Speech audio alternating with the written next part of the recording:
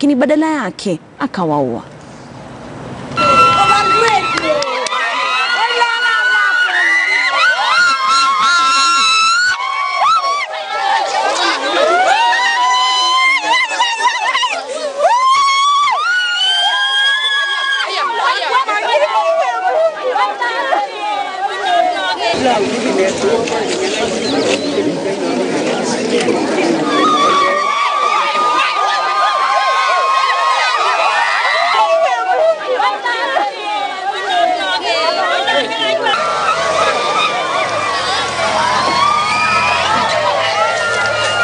Mwenye alitenda hicho kitendo ashakamatwa, iko mikononi mwa polisi.